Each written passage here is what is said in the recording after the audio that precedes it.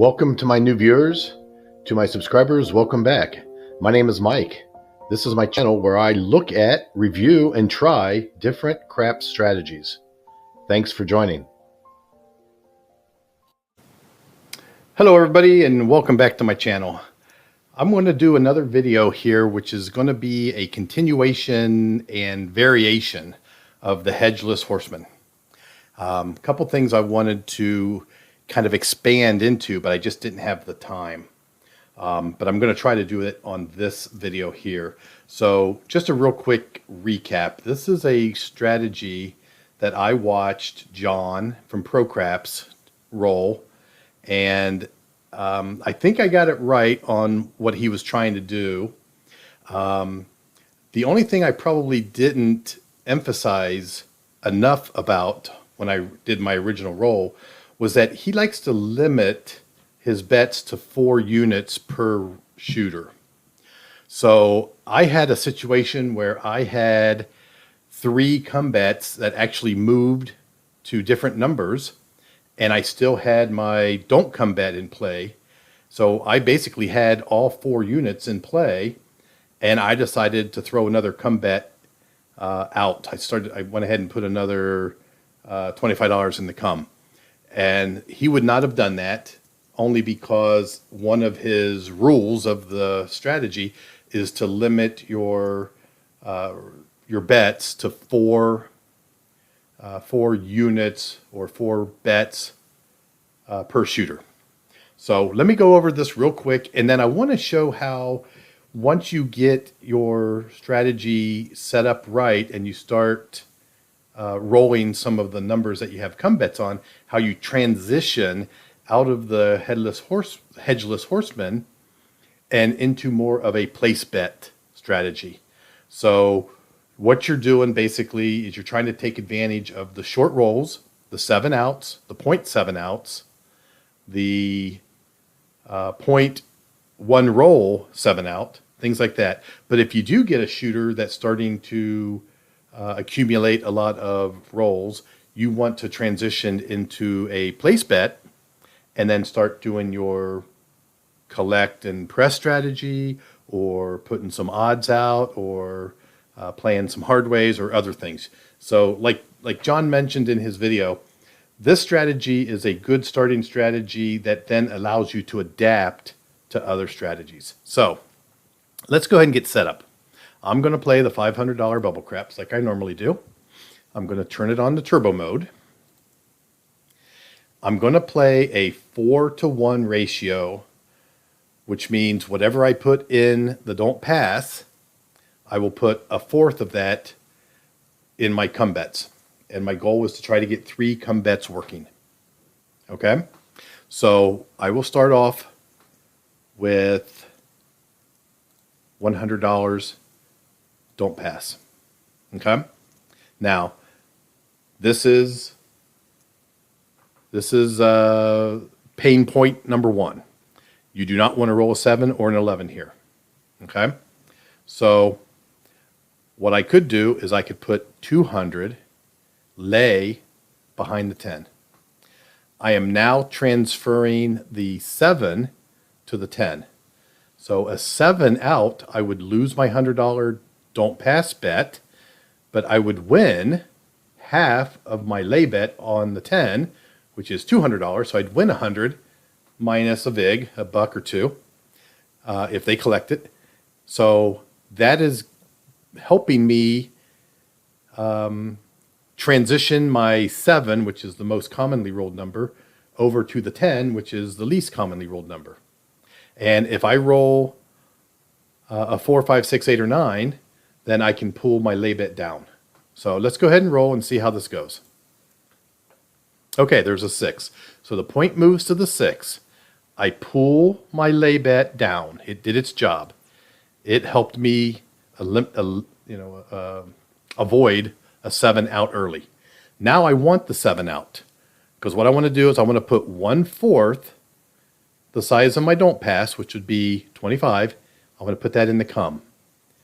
And the way John sets this up is he'll actually put his units for this shooter in the front rack and then keep all of his bankroll in the back rack if you're standing at a table.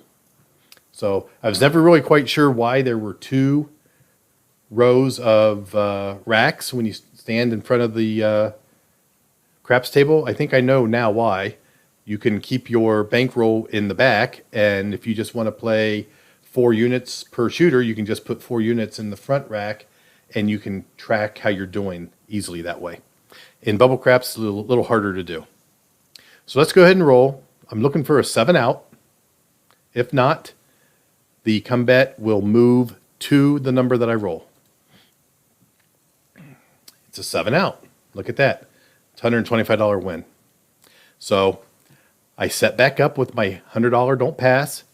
I'll put 200 lay bet behind the 10 to transfer my 7 to the 10, and I'll roll. There's a 9. Take my lay bet down. It did its job. 25 in the come. Okay, your come bet loses on 2, 3, 12, so I lose that 25. I just reset that. So if you think about it, that's one of my units I just lost. So this would be another unit that I'd be playing.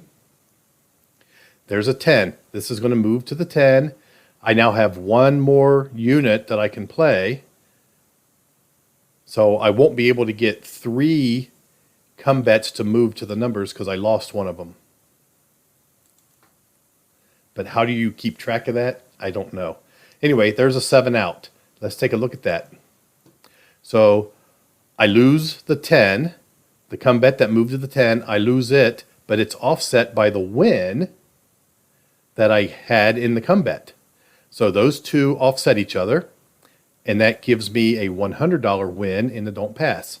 So quick 7 outs, 0.7 out is good in this strategy. Let's go ahead and set up.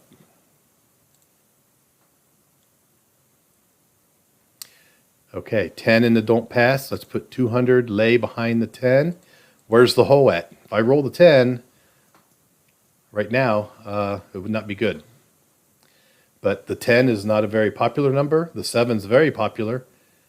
If we roll a 7, I kind of break even. There's a 3. Get that back over there. 2, 3, 12 wins. 7, 11 loses. So I win $100. Let's go ahead and roll again. That's not what we want. We don't want to roll the 10. That really hurts us and puts us way in the hole here. Let's go ahead and let's think about this for a second. I think I have to just work the strategy. I have a don't pass bet that's a no 10. So let's put 25 in the come. Let's try to dig our way and get that $200 loss back. So here a 7 would be okay. I'd win 125. Well, there's an 8. So the come bet moves to the 8. I replace another come bet. I put another bet in the come, and I roll.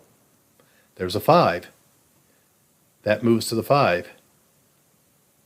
Now, I can't remember if that was my last come bet for the shooter, but I'm going to go ahead and put another 25 in the come. I'm going to try to get 3 come bets working, which is part of the strategy. And there's a 6. So now I've got 3 come bets working with a no 10 don't pass bet. So now the strategy is you want to roll the numbers that you have covered with your come bets. I want to roll 5s, 6s, and 8s. And if I start rolling those a lot, then I might start converting over or transitioning over from these come bets into these place bets. That's the next transition or the next variation of this strategy. We want to transition from the come bets to the place bets. So let's go ahead and roll. There's a 7. So let's look at that real quick. The 7, I lose these come bets that moved up to these numbers. So I lost 75, but I still won 100 in the don't pass.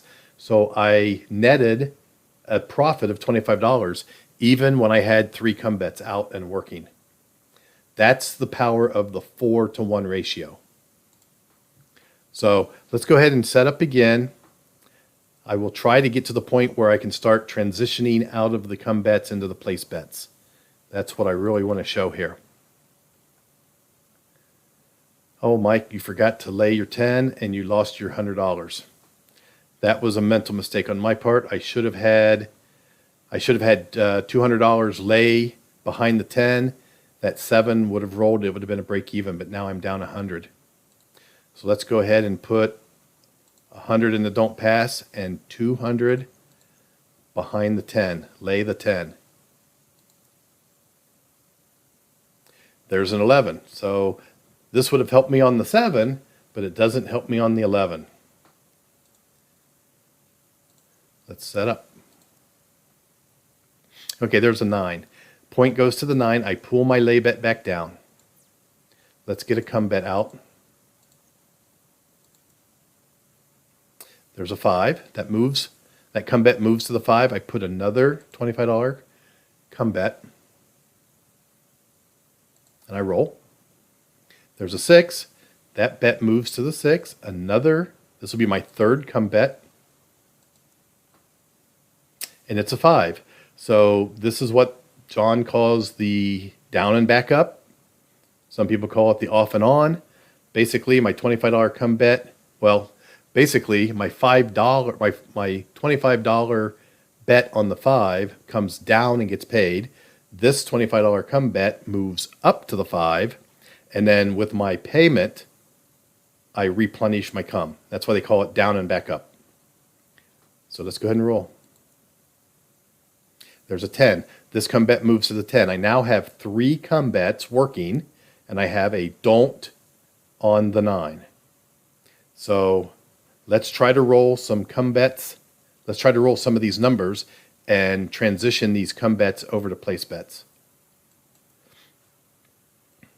There's a 10. So that bet comes down and gets paid. And I get $25. So what I could do now is I can take that $25 and, assuming I'm playing at a $10 table, I could put $24 on the 8. Oops, right there. And rack $1. All right, let's go ahead and roll. There's the 5. That comes down and gets paid. It gets paid 25. So I've got the 6. Let's go ahead and get the 5. Let's buy the 5. Let's buy the 5 for $10. Let's buy it for 20, and we'll rack $5. I was going to say get the sister number, but we've got a don't pass on the 9. Let's go ahead and roll. There's a 9. That's the number. That's the number that we had the don't pass on, so we lost that $100. Okay, but you can see I have transitioned over to these place bets, and they're off during the come out roll. The 6 is active, so I'm going to go ahead and put my $100 in the don't pass. What I'm not doing a good job of is tracking how many bets I've already played for this shooter. If I'm trying to limit my bets to 4 bets per shooter, I've probably exceeded that. And I think what John does when that happens is he doesn't chase this. He would leave the 100 off and we would just play. Maybe we would turn these bets on.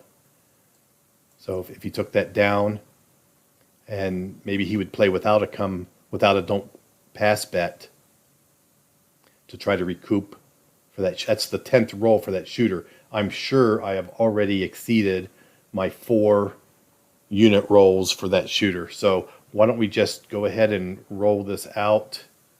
I could turn my bets on. So I've got all these bets working.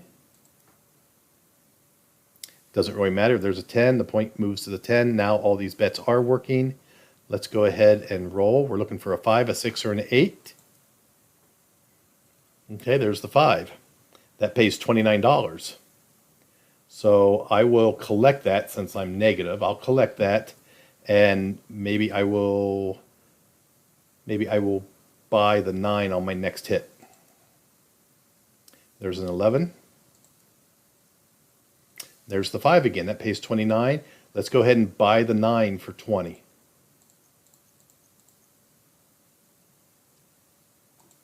Let's roll. There's a 4. So I've got the 5, 6, 8, and 9 working for me. And that's kind of what I want to do. I'm trying to transition. If I can hit that 6, that come bet will come down and get paid. I can then place the 6, and I would have transitioned everything out of the come bets into place bets.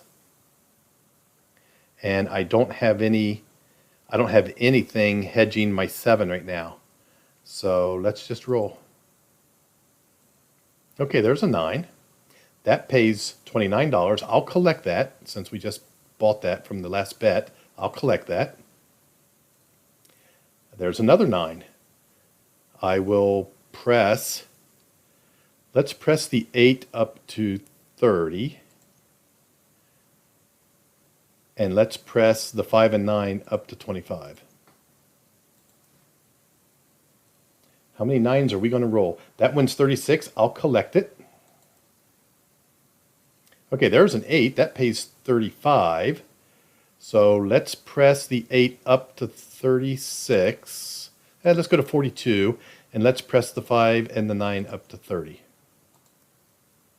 This is basically at your discretion. Once you've transitioned out of the come into the pass bets, you can transition, or you've got the options really to do whatever you want.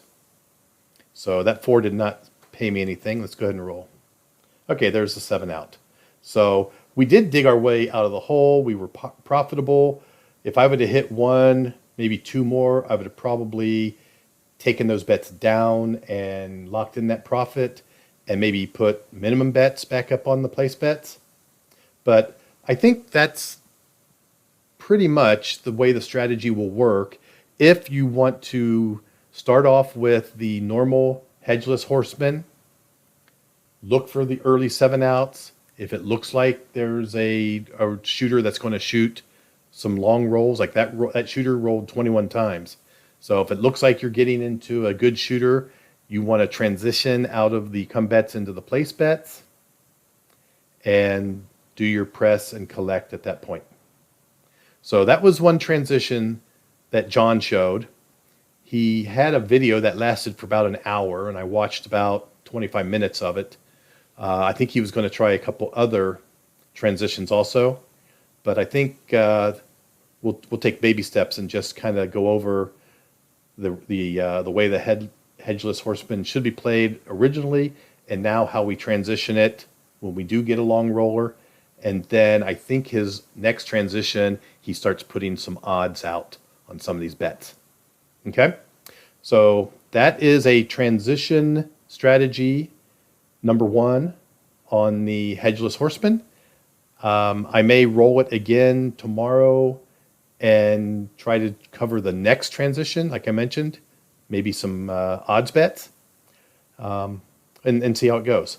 So anyway, that'll be our roll for tonight. It's Monday night. I'm going to go ahead and post this, and as usual, give me some comments, give me a thumbs up, and as usual, thanks for watching. Have a good evening.